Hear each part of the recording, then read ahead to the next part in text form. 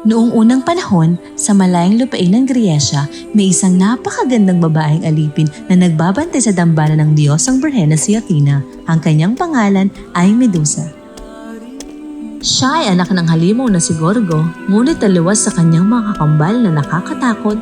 Si Medusa ay may buhok na alon-alon na parang mga alon sa dagat at mga matang malinaw na parang tubig ng dagat Mediteraneo na puno ng araw at ng hangin. Ang kagandahang iyon ay nakakaakit kahit sa mga lalaking Diyos at lahat ng kababaihan ay naiinggit. Ay, napakaganda niya! Kahit gaano pa siya kaganda, isa lamang siyang anak ng halimaw na si Gorgo. Wala ring mabuting maaasahan diyan. Tama, siguradong hindi kasing ganda ng panlabas na anyo ang puso niya.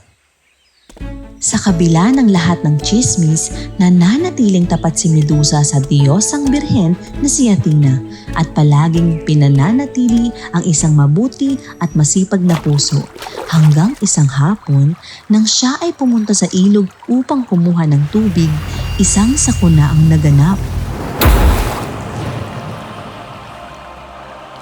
Magandang araw sa iyo, magandang Medusa. Mula noon ay hindi ko pinaniniwalaan ang mga sabi-sabi. Ngunit ngayong araw, sa mismong sandaling nakita kita, alam kong nagkamali ako sapagkat totoo ang mga sabi-sabi tungkol sa iyong kagandahan. Ikaw? Sino ka? Bakit mo ako kilala? Ikaw? Ikaw ay nandito para saan? Medusa, kalma lang. Ako si Poseidon, ang Diyos na namumuno sa karagatan. Huwag kang matakot. Narito ako dahil humahanga ako sa iyong kagandahan. Maaari ka bang maging kaibigan ko? Salamat po. Ako ay lingkod ng Diyosang Athena. Hindi maaaring makisalamuhan ng basta-basta sa mga lalaki. Naiintindihan po sana ninyo. Dahil kung makarating ito sa Diyosa, natatakot akong magagalit siya at parurusahan ako. Maniwala ka sa akin. Poprotektahan kita. Ibibigay ko sa iyo ang isang buhay na mas may kapangyarihan kaysa sa lahat ng kababaihan sa mundong ito. Sa oras na iyon, wala nang maglalakas loob na maliitin o siraan ka. Sa halip ay sasamba sa iyo. Hindi mo ba iyon gusto? O gusto mo bang habang buhay maglingkod sa iba? Hindi kailanman. Umalis ka sa lugar na ito. Kahit ano pa ang sabihin mo, para sa akin ay walang kabuluhan sapagkat pinili kong sambahin ang Diyosang Birhen na si Athena na makapangyarihan at marunong. Kaya kahit anong dahilan ay hindi ko tatalikuran ang aking panata. Sigurado ka na ba sa iyong desisyon? Akala mo ba ay kaya mong tanggihan ako? Ngayon, ikaw ay akin at hindi ka makakatakas mula sa akin. Hindi! Hindi! Huwag mo akong hawakan! Pakawalan mo ako! Kung gagawa ka ng kalapas-tanganan, hindi ka patatawarin ng Diyosang Athena! Walang saysayang iyong paglaban. Hindi! Huwag mo akong hawakan! Hindi! Hindi!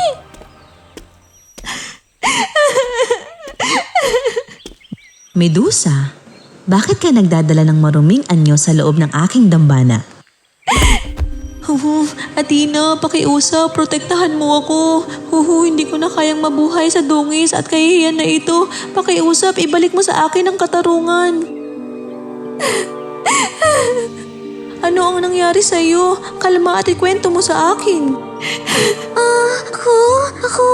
Ganito po ang nangyari, Diyosa.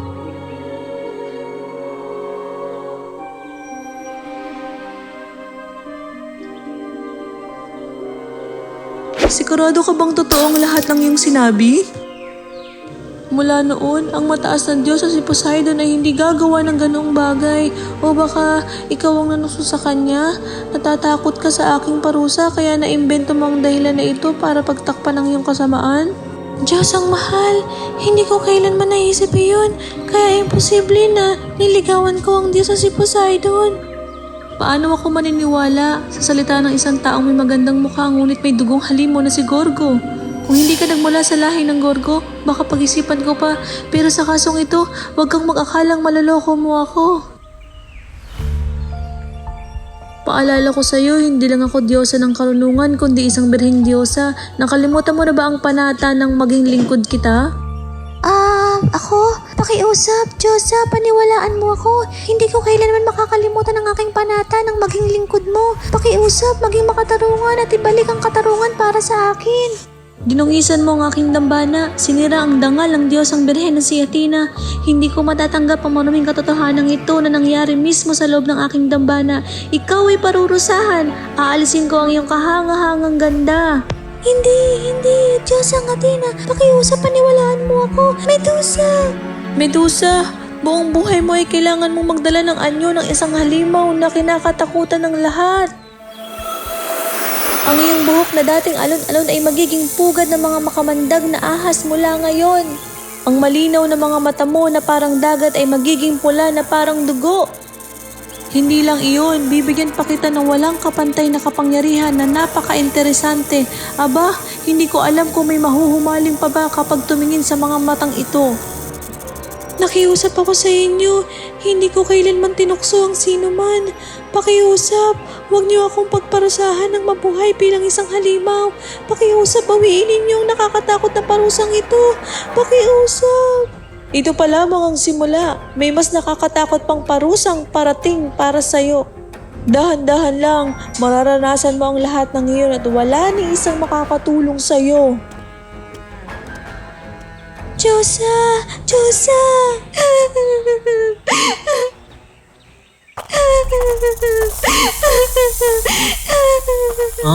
Halimaw.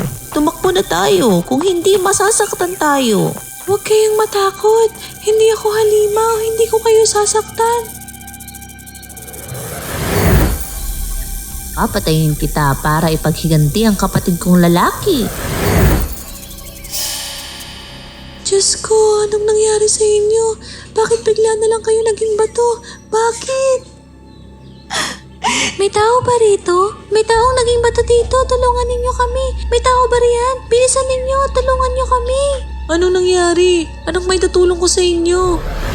Ay! Posible bang sino mang tumingin sa aking mga mata ay magiging bato? Diyos ang Athena, ito ba ang nakakatakot na parusang ibinigay mo sa akin?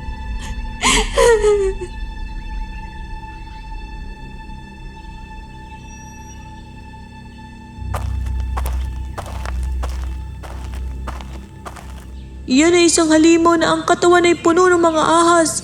Sino mang tumingin sa kanyang mga matay agad na magiging bato? Diyos ko, nakakatakot. Wala ba tayong paraan para patayin siya? Hahayaan na lang ba natin siyang saktan ng isa matapos ang isa?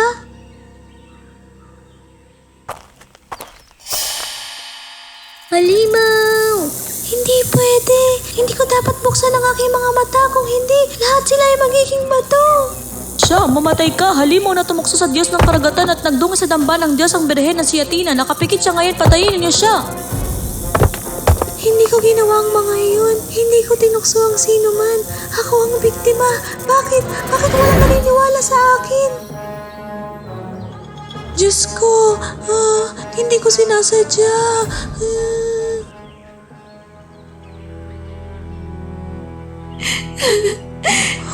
Diyos ang Athena, binigyan mo ako ng sobrang malupit na parusa. Ngayon, hindi ko na kayang tumingin sa mata ng sino man. Hindi ko na kayang makipag-usap sa kahit sino. Ayokong manakit ng kahit sino pero binubugbog nila ako. Iniinsulto ako dahil sa bagay na hindi ko naman ginawa.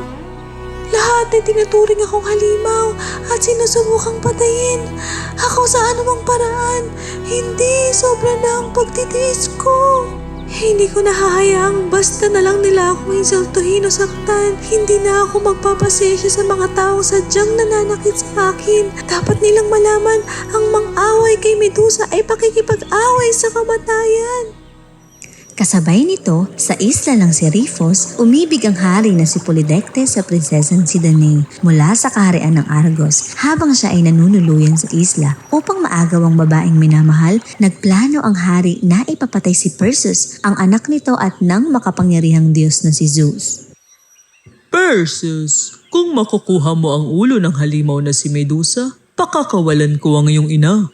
Tandaan mo ang sinabi mo, kung makuha ko ang ulo ng halimaw, huwag mo nang gambalain ang aking ina at ako kailanman. Tanga ka talaga. Kapag pumunta ka kay Medusa, kamatayan lang ang naghihintay sa iyo. Pagdating ng oras, mapapasakay ng iyong ina. May mga mga taong gustong kilitin ng buhay ko.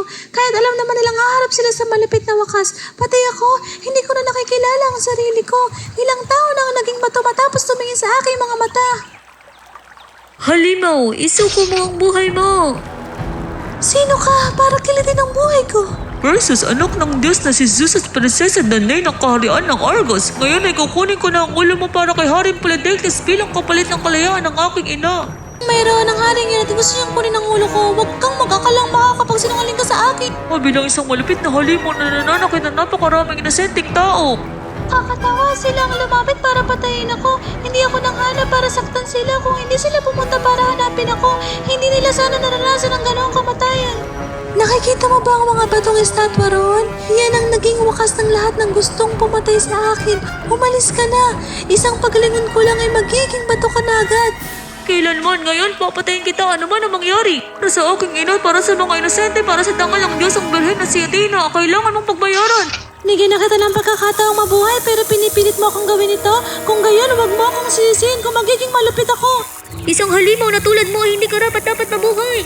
Wala akong ginawang kasalanan. Bakit walang handang makinig sa akin kahit minsan lang? Halimaw, tingnan mo ang talim ng aking espada. Ano ngayon? Akala mo ba hindi ka matatalo? Ibinigay sa akin ng Diyos ang Athena ang kalasag na ito upang maiwasan ko ang iyong mga mata. Tunay ngang mahiwaga ito. Diyos ang Athena, bakit ikaw? Bakit hindi mo ako pinaniniwalaan? Bakit hindi mo ako inaalagaan nung ako'y mahina at sa halip ay pinaparusahan mo ako ng ganito? Hindi ko kayang baguhin ang dugong halimaw na dumadali sa akin mula nang ipinanganak ako. Hindi ko kayang tumakas mula sa Diyos na si Poseidon. Lalo na't hindi ko kayang labanan ang parusang nagbigay sa akin ng anyong ito, ng kasalanang ito. Alam mo ba kung bakit ako nagtago sa pintuan ng impyerno? Bakit?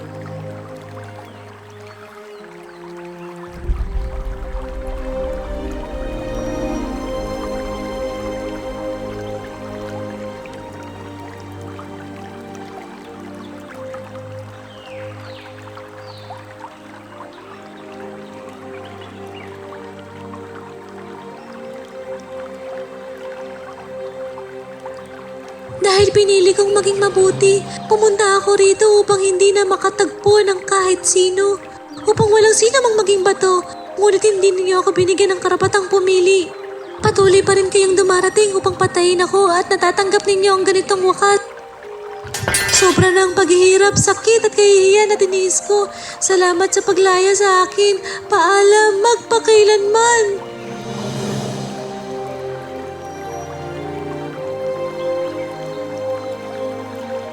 Sa likod pala ng mukhang halimaw na iyon, nananatili pa rin siyang may mabuting puso. Ngayon, nakapagpahinga na siya ng payapa. Paalam, Medusa! Medusa ay nasawi sa espada ni Perseus. Hanggang ngayon, siya'y kilala bilang isang malupit na halimaw, ngunit sa likod nito ay may trahedya, ang kawalan ng malasakit at mapanghusgang tingin ang nagtulak sa isang mabuting babae na maging halimaw. Sa huli, kamatayan ng tanging naging kalayaan mula sa kanyang kapalaran.